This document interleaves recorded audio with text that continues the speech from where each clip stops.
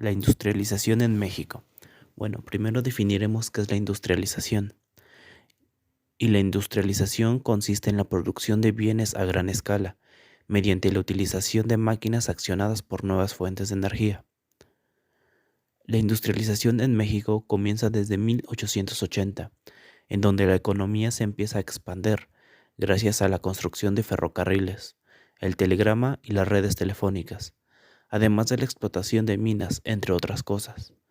Pero toda esta inversión es gracias a los extranjeros, que vieron en México una oportunidad por la diversidad de los recursos naturales. El desarrollo económico. Gracias a las nuevas redes de comunicación y a la mano de obra que era muy barata en México, los extranjeros se interesaron en producir en el país y exportar. De esta manera, crece el comercio y también las empresas en México, tanto hacia el exterior como al interior. Época durante el cardenismo. En 1934, Cárdenas le da mucho énfasis al crecimiento de la economía mexicana en la industria agraria, crea leyes de infraestructura. Con esto se crean carreteras, vías de comunicación, entre otras cosas, y el crecimiento de las pequeñas ciudades que se mantenían por la producción y exportación que se estaba dando, y también la reforma agraria. Este reparto es considerado por muchos como el más grande del siglo en la historia de México. Durante el sexenio del general Lázaro Cárdenas del Río, fueron repartidas 18 millones de hectáreas a las comunidades y ejidos. En los años de 1940 a 1946, durante el sexenio de Ávila Camacho, se crearon las bases para un proceso de industrialización en México, mejor conocido como el modelo de industrialización sustitutiva o modelo de sustitución de importaciones. Con la finalidad de impulsar la industrialización en México, se crearon algunos organismos como Sosa Texcoco S.A. en 1940, el IMSS, Altos Hornos de México, Cobre de México S.A., Guanos y Fertilizantes de México. Y también se reorganizó NAFIN, que era Nacional Financiera, con el fin de apoyar el proceso de industrialización y revitalizar el apartado productivo del Estado, con el fin de beneficiar a la iniciativa privada del país. En 1946 a 1952, en el periodo de 1946 a 1952, que fue gobernado por Miguel Alemán Valdés, se siguió impulsando a las empresas privadas, nacionales como extranjeras.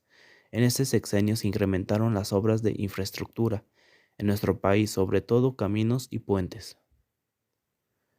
¿Por qué fue tan importante en los años 40? En los años 40, al término de la Segunda Guerra Mundial, la inversión de los extranjeros en el país había disminuido. Esto ocasionó que la producción fuera escasa y poco suficiente, lo que hizo formar nuevas empresas nacionales con producción primero nacional y después empezó la importación. Durante el gobierno de Adolfo Ruiz Cortines se produjeron problemas por el desnivel de la balanza comercial, así que en abril de 1954 se decretó la devaluación del peso mexicano, cuya paridad pasó de 8.65 a 12.50. Sin embargo, esa devaluación tan severa aseguró la estabilidad del peso durante 22 años. Este es un ejemplo claro de cómo en ciertas ocasiones devaluar voluntariamente la moneda local ayuda al crecimiento económico del país, lo cual no fue bueno para el crecimiento de la economía, aunque la inversión extranjera de nuevo empezó a tomar fuerza, pero a finales de los 50 se da un impulso industrial. Para la década de los 60, gracias al crecimiento de las grandes ciudades, el consumo se incrementa y hay un gran impulso a las actividades de construcción. La industria crece más que la economía en su conjunto. Desarrollo urbano y político. En México, los primeros intentos de planificación de ciudades datan desde la época de Porfirio Díaz, que surgieron nuevas poblaciones asentadas alrededor de las actividades económicas, como la agroindustria, el comercio, el turismo y la explotación de yacimientos. Crecimiento de la industria mexicana hacia el exterior. Bueno, el crecimiento hacia afuera del país fue durante Segunda Guerra Mundial, ya que dio un gran estímulo al crecimiento de la economía mexicana. De 1940 a 1956 se da en México un periodo de crecimiento hacia afuera del territorio, basado en el dinamismo del sector primario. Entre 1940 y 1945, el PIB creció a un ritmo de 7.3%, índice nunca antes alcanzado en una etapa post-revolucionaria. Y no solo creció la economía hacia afuera del país, sino que interiormente, durante los años de 1956 a 1970, la economía mexicana gira a 180 grados, creciendo hacia adentro del territorio.